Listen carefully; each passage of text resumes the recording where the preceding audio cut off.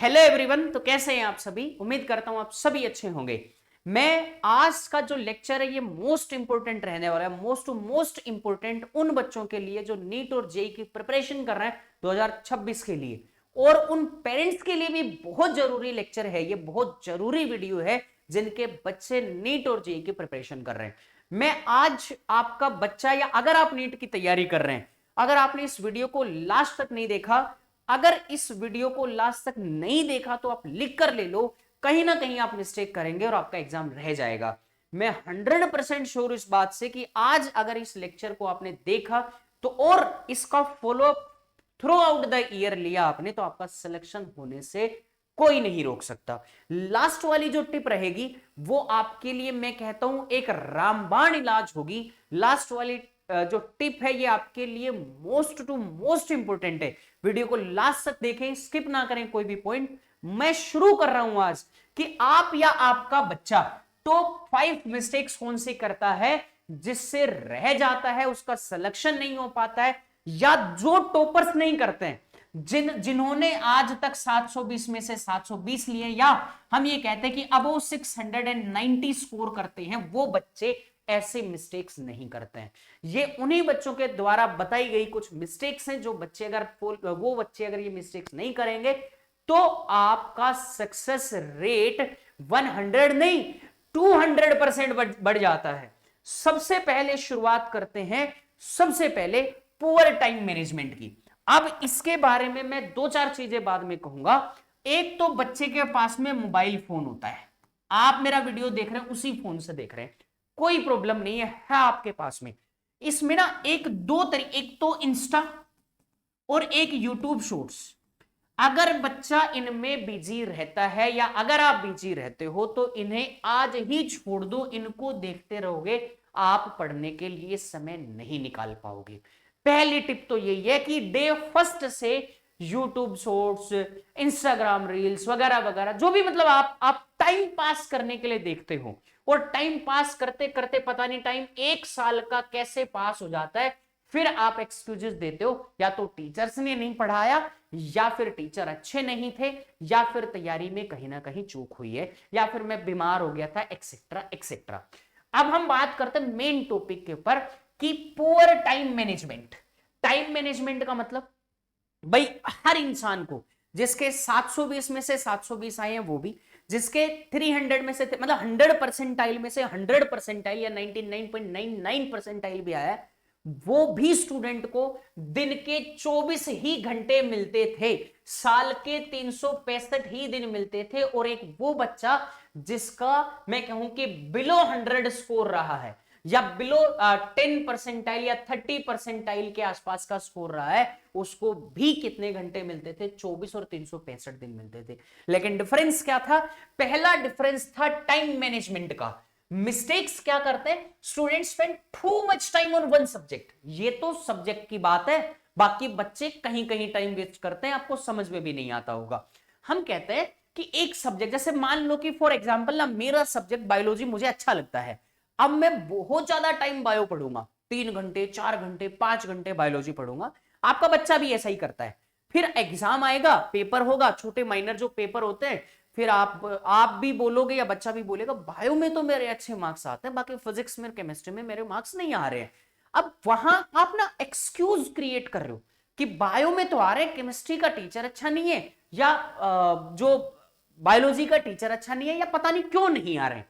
नहीं आने का रीजन ये है, क्या रीजन है कि बहुत ज्यादा टाइम तो दे दिया, मान लो फिजिक्स या बायोलॉजी या एक पर्टिकुलर सब्जेक्ट केमिस्ट्री को, बाकी सब्जेक्ट को क्या कर दिया? नेग्लेक्ट कर दिया कि यार पढ़ते रहेंगे, लास्ट में पढ़ लेंगे, काम हमारा चल जाएगा। उनकी कोई एक अनबैलेंस्ड प्रिपरेशन या अनप्लान्ड प्रिपरेशन होती है। तो एक बात बच्चे ध्यान से समझ लो कि अगर आप नीट क्रैक करना चाहते हैं तो आपके लिए पीसीबी, ये तीनों सब्जेक्ट उतनी ही अहमियत रखते हैं जितना आपका ये बाकी के 2 सब्जेक्ट इतनी अहमियत रखते हैं जितना आपका सिंगल सब्जेक्ट जो आपको आता है वो रखता है। तो अच्छा, यहां कमी क्या रहेगी? आप जब डे फर्स्ट से या जिस भी दिन आप ये लेक्चर देख रहे हो उसी दिन से एक संकल्प ले लें क्या कि अगर मान लो मैं बायोलॉजी में अच्छा हूं तो मुझे फिजिक्स में भी अच्छा होना है और केमिस्ट्री में भी अच्छा होना है। चाहे आपको कहीं से भी किसी भी सोर्स से किसी भी प्रकार से पढ़ना पड़े, बस इन सब्जेक्ट को संकल्प ऐसे लेना है कि इसके बराबर लेके आना है। कैसे होगा? आप कैसे होगा उसका इलाज है मेरे पास में। क्या कि एक वीकली स्टडी शेड्यूल बनाओ, एक टाइम टेबल बनाओ, allotting time to physics, chemistry, biology, maths, या मैथ है तो मतलब जेई कर रहे हो तो मैथ्स के लिए बेस्ड ऑन सिलेबस वेटेज आपको बनाना है। और कोचिंग्स के अंदर ऐसा टाइम टेबल मिल जाता है। NEET bio 50%, JEE maths physics और ये 40% ऑफ ईच। देखो मैंने तरीके से चीजों को बनाया तो तरीके से समझो आप।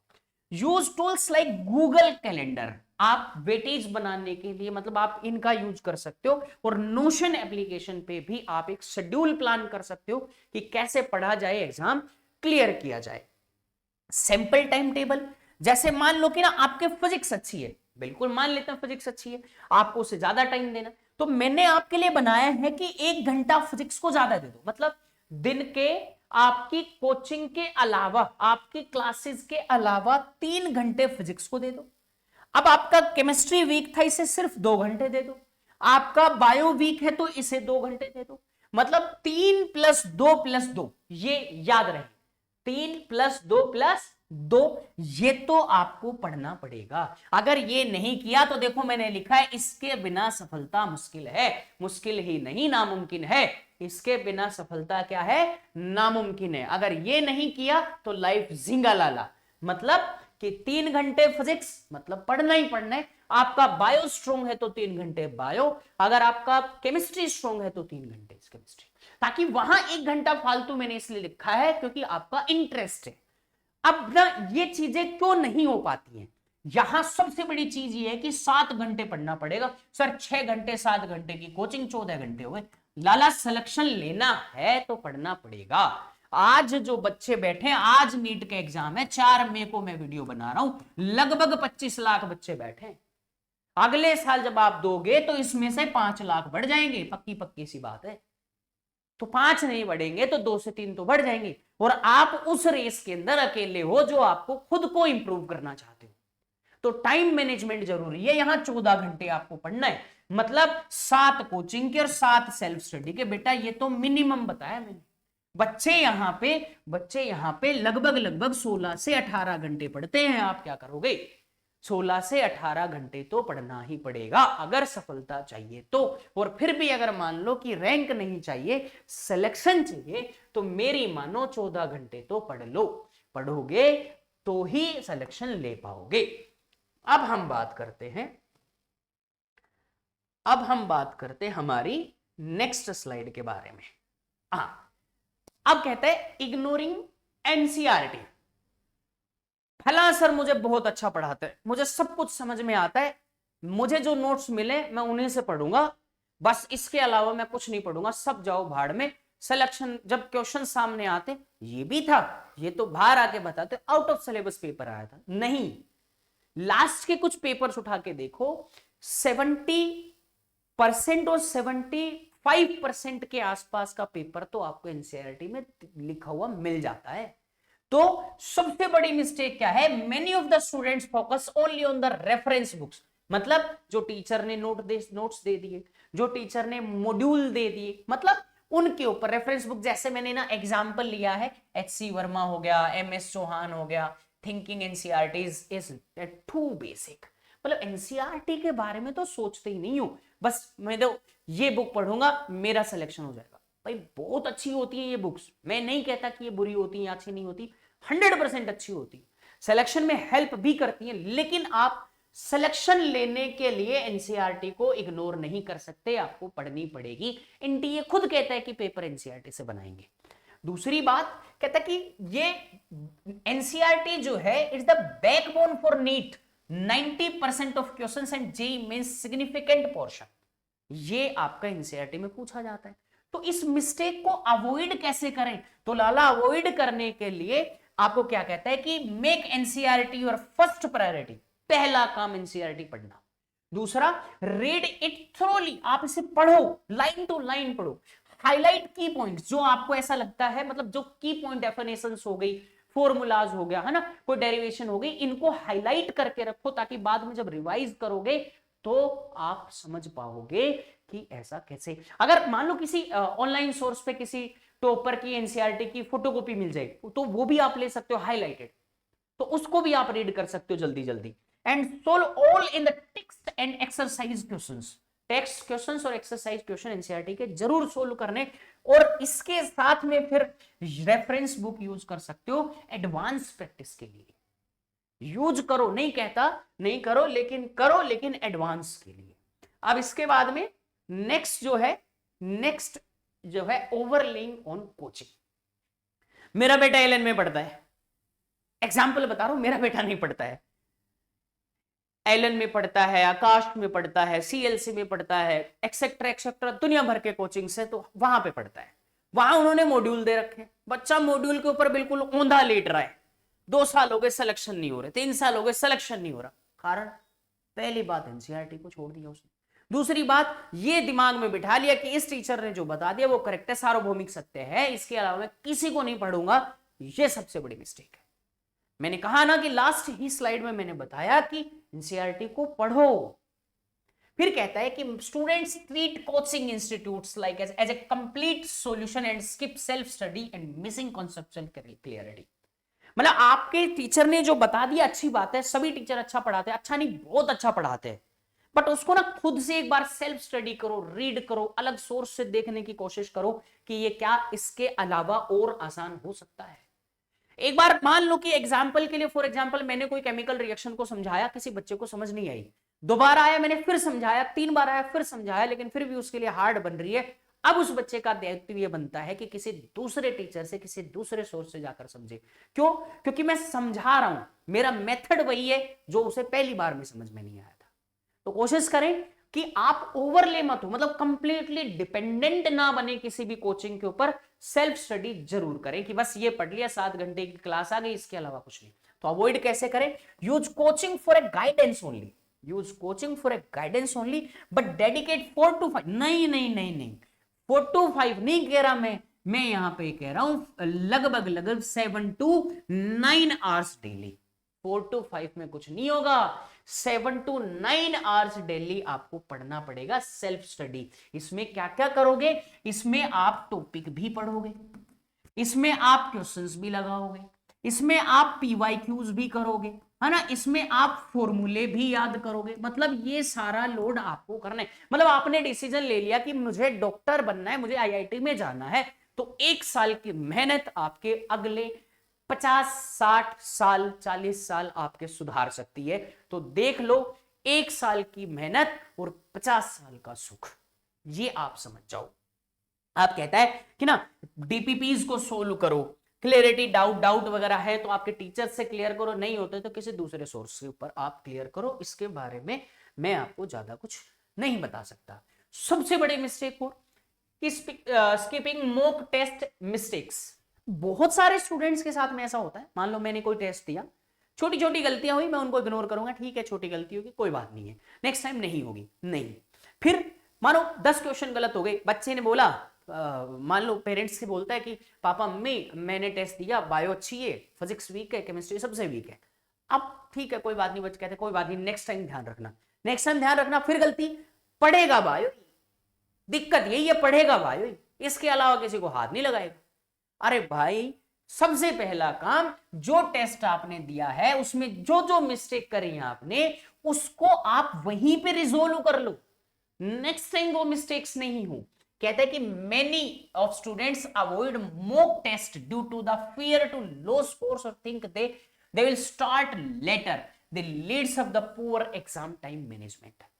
ये भी सही है जो मैंने बताया कि ना बहुत सारे बच्चे क्या करते हैं, वो ना टेस्ट ही छोड़ देते, टेस्ट ही नहीं देते, डर से कि कम स्कोर आएगा, घर पे पता लगेगा तो घर वाले 2-4 बातें सुनाएंगे। हम बातें सुनने के लिए ही पैदा हुए हैं, तो ये सुनना सुनाना सब चलता रहेगा, टेस्ट ना छोड़ो। तैयारी में टेस्ट बहुत अहम भूमिका निभाते हैं, तो टेस्ट बिल्कुल मत छोड़ो और क्या करते रहो, तैयारी करते रहो। इसको अवॉइड कैसे करने? टेक एटलीस्ट 1 मॉक टेस्ट इन वीक, मैं वीक के मैं नहीं कहता, मैं कहता हूं कि 2 मॉक टेस्ट लो। 2 टेस्ट तो आपको लेने, खुद से जो कोचिंग आपका करवा रहा है उसमें टेस्ट देना है, एक खुद से टेस्ट देना है। कोई एप्लीकेशन ऐसी हो जिसके ऊपर आप मैं किसी का प्रमोशन नहीं करना चाहता, मुझे पता भी नहीं है, मैं ये मान के चलता हूं, आप सिर्फ ये कहो कि 2 टेस्ट तो आप कम से कम लो। जो टॉपिक पढ़ा है, बहुत सारी एप्लीकेशंस ऐसी हैं जो chapter wise topic wise test बना के देती है। इसके बाद में जैसे एलन हो गया, आकाश हो गया, मैंने एग्जांपल लिए, इनके टेस्ट सीरीज से आप टेस्ट दे सकते हो। एनालाइज योर मिस्टेक्स, कहां कहां आपने गलती की है, एंड ट्रैक योर प्रोग्रेस, कितना आपका स्कोर आ रहा है, कहां कहां कमी है। Practice in exam like conditions 3, मतलब आप सेट कर लो, टेस्ट दूंगा 3 घंटे में, तो 3 घंटे में ही आपको उठना है। वीक में एटलीस्ट 2 टेस्ट आपको प्रिपरेशन के लिए देने ही पड़ेंगे। नेक्स्ट है, आप कहते हैं कि neglecting weak subject chapters mistake. देखो मैं पहले भी बता चुका हूं, मानो केमिस्ट्री वीक है, फिजिक्स वीक है, बच्चा सोच जाता है कि लास्ट में करूंगा, ये लास्ट में करूंगा, अभी नहीं करूंगा, मेरी बायो अच्छी है, पहले मैं बायो को अच्छा करूंगा। ये सबसे बड़ी मिस्टेक है, लिखवा के ले लो, सिलेक्शन नहीं होगा। 1% नहीं, 2% नहीं, मैं कहता हूं 500% सिलेक्शन नहीं होगा अगर आपने किसी एक पर्टिकुलर सब्जेक्ट को छोड़ दिया तो क्या करना है, सब्जेक्ट को बराबर वेटेज देके चलना है। हो सकता है कि 19-20 थोड़ा कमजोर रहे, इसमें कोई प्रॉब्लम नहीं है, लेकिन ऐसा भी ना छोड़े कि 10-15% ही तैयार हो, तो फिर आपको दिक्कत हो सकती है। तो इसको कैसे करें कि इसको मैंने शुरुआत में बता दिया, फिजिक्स, केमिस्ट्री, बायोलॉजी या मैथमेटिक्स, इनको ना टाइम एलोकेट करें कि इतने टाइम में ये सब्जेक्ट पढ़ना है, ये टॉपिक पढ़ने, तैयार करने। मिस्टेक आती है तो अंडरलाइन करना है, टीचर से आपको पूछना है कि ये कैसे हुआ। चलते हैं अगली स्लाइड के ऊपर, अगली मिस्टेक के ऊपर। Note revising regularly mistakes.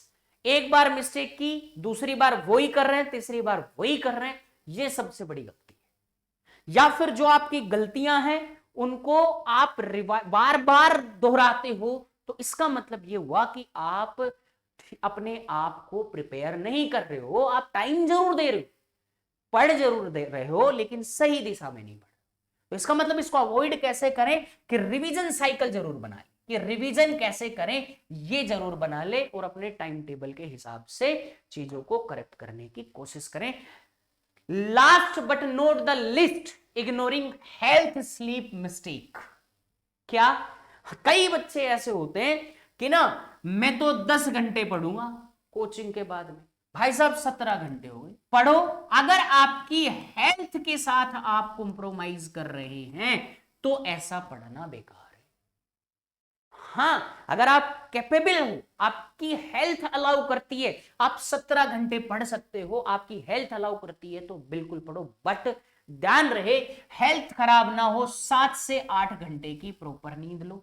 इसीलिए मैंने आपसे पहले ही कहा है कि 14 घंटे का टाइम लो और 6 से 8 घंटे की नींद आराम से ले लो। 14 को बढ़ा के 15 कर दो, और 15 करने के बाद आप आराम से सो सकते हो। 15 घंटे पढ़ोगे तो, 16 घंटे पढ़ोगे तो, है ना। तो ये चीजें, ये मिस्टेक्स आपको नहीं करनी है। दूसरा, एक बहुत बड़ी बात होती है खाना। मैं ना फूड लिखना चाहता था, हिंदी में लिख दिया मैंने खाना, कोई दिक्कत नहीं है। बात सीधी सीधी सी ये है कि आप बाहर घर से रहते हो, कोचिंग ले रहे हो कहीं पे भी, तो खाने के साथ में कोई कॉम्प्रोमाइज नहीं है कि चलो आज चाय पीते हैं, बर्गर खाते हैं, पिज्जा खाते हैं। इन सबको अवॉइड करो, हेल्दी खाना खाओ, प्रोटीन लो, सब अच्छा होगा। आपका सिलेक्शन 2025 में मई में मैं दोबारा यहां पे खड़ा रहूंगा, अगर आपका ये सब करने के बाद में जो मैंने बताया और सिलेक्शन नहीं हुआ। मैं कहता हूं 100 नहीं, 500+ % सिलेक्शन होगा अगर ये मिस्टेक्स नहीं करी।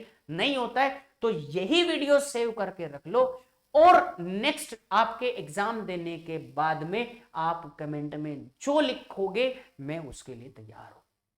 Thank you so much. मिलते हैं नए वीडियो के साथ में। साथ साथ मैंने केमिकल काइनेटिक्स का फर्स्ट वीडियो बनाया है, आप चैनल पर वो भी जाकर देख सकते हो। मिलते हैं जल्दी ही एक नए लेक्चर के साथ में। Thank you so much.